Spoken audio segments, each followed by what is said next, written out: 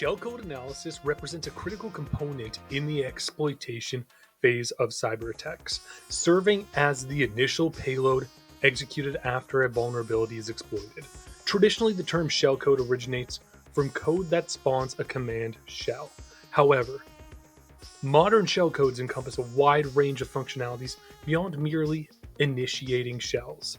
They can establish network connections, download and execute files, and even escalate privileges within a compromised system. Effective shellcode must be compact and executable. Given the constraints of exploit environments, shellcodes are often designed to avoid certain characteristics, such as null bytes, but can terminate strings prematurely in memory operations. This necessity has led to the development of various encoding techniques to ensure the shellcode is transmitted and executed correctly within the target environment. To bypass intrusion detection systems and avoid character restrictions, attackers will employ encoding schemes such as alphanumeric or Unicode encodings. These techniques transform the shellcode into a format that can pass through filters and then decode themselves at runtime to execute the intended payload. The transition from 32 to 64-bit architectures introduces several challenges in malware development and analysis. While 64-bit systems offer enhanced performance and security features, they also require malware developers to adapt their techniques to the nuances of the 64-bit environment. Address space layout randomization is a security technique that randomizes the memory addresses used by system and application processes. In a 64-bit system, the vast address space allows for more entropy in address randomization, making it significantly harder for malware to predict the location of specific functions or data structures. This increased randomness necessitates more sophisticated methods for reliable exploitation. Within 64-bit architectures, pointers are extended to 64 bits, altering the way memory is addressed. Additionally, the instruction set has been expanded, and certain instructions have been deprecated or modified. Malware must be adapted to accommodate these changes, ensuring compatibility and functionality within a 64-bit context. C++ supports classes, inheritance, polymorphism, and other object-oriented features that can obscure the control flow and data structure within the malware.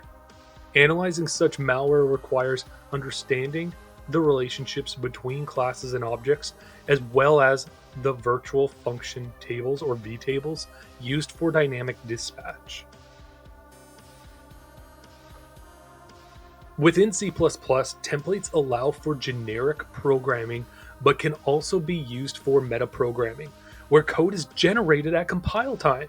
Malware authors can leverage templates to create code that is difficult to analyze statically, as the actual code executed may not be explicitly present in the source code, but generated during compilation.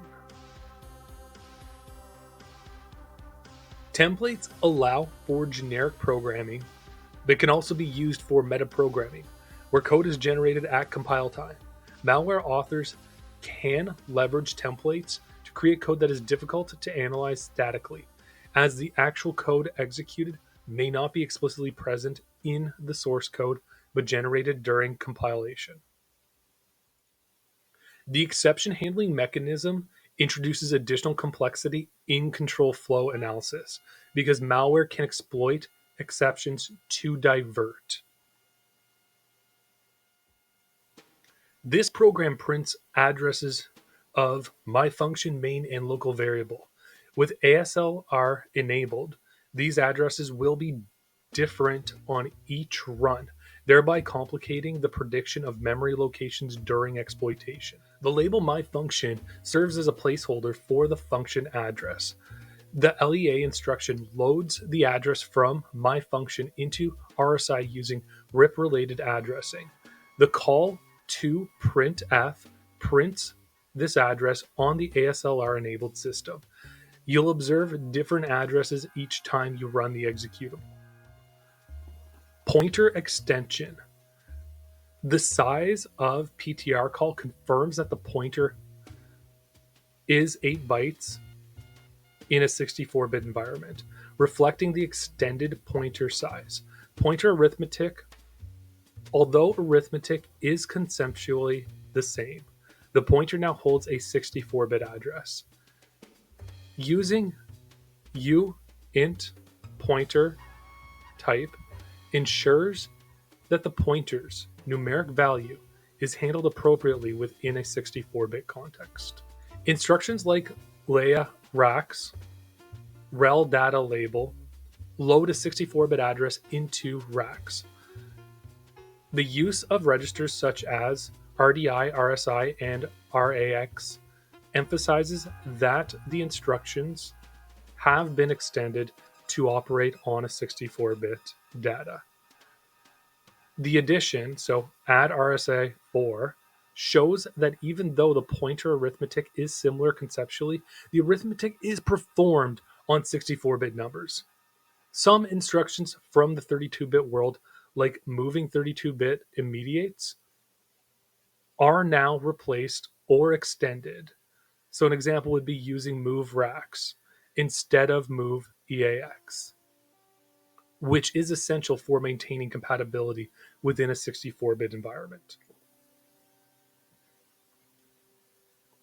The malware base class is the type, while obfuscated malware and polymorphic malware are derived classes that override the execution function. This inheritance structure is common in malware that uses object-oriented techniques to hide or obfuscate behavior. The use of virtual keyword enables dynamic dispatch when calling execute via a malware base pointer. The actual function invoked is determined at runtime based on the object type.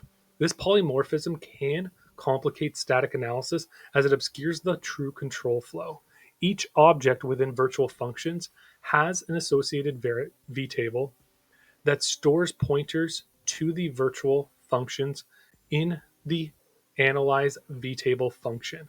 We extract and print the vtable pointer and its first entries.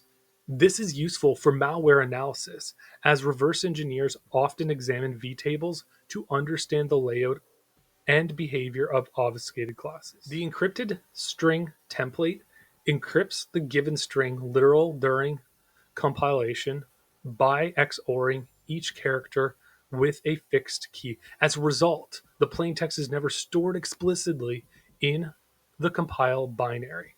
The decrypt method reapplies the XOR with the same key to restore the original string at runtime. Because the encryption logic is handled by templates at compile time, the actual execution path, including the decryption mechanism, isn't plainly visible in the source code. Malware authors can exploit similar techniques to generate code dynamically, making static analysis and reverse engineering even more difficult. The malware exception class inherits from standard exception and provides a custom error message. This can simulate a malware-specific exception that diverts the control flow from the intended execution path. The function perform malicious action simulates a critical malware operation and deliberately throws an exception.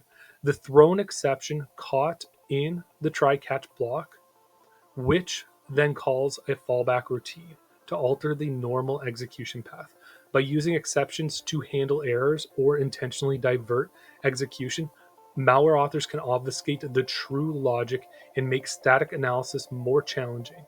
The control flow is no longer linear, as the execution may jump to error handling routines under certain conditions. Here we're generating shellcode, and then we're encoding it for use within our C++ malware example.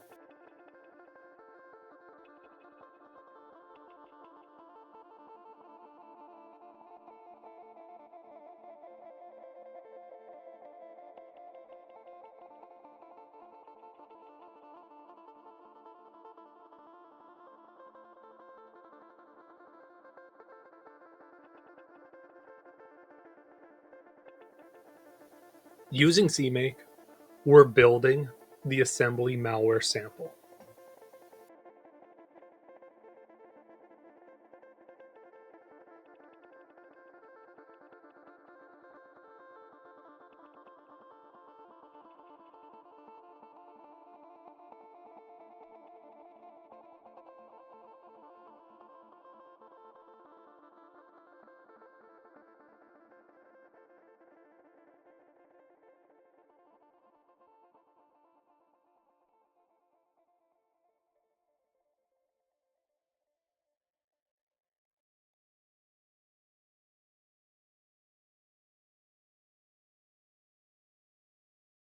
Using CMake, we're building the C++ malware example.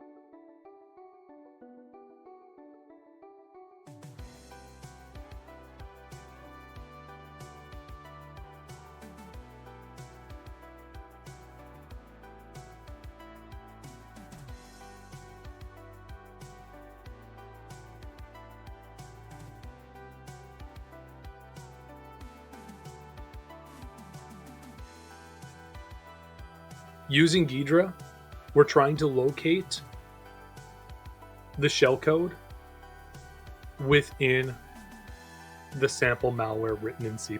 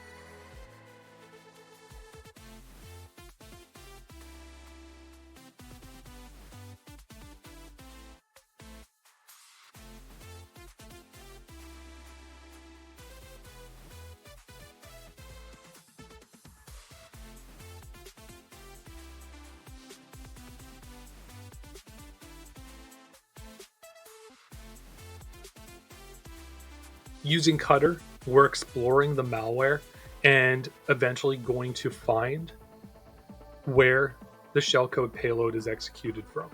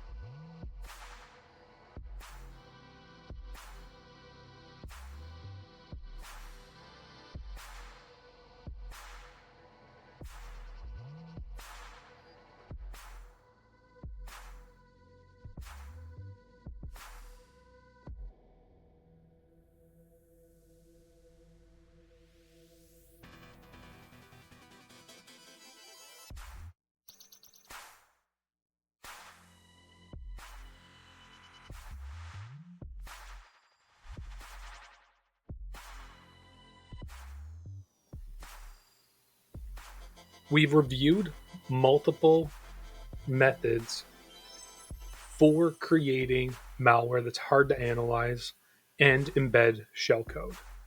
That covered shellcode analysis and payloads, challenges of 64-bit malware, and analysis of malware written in C++.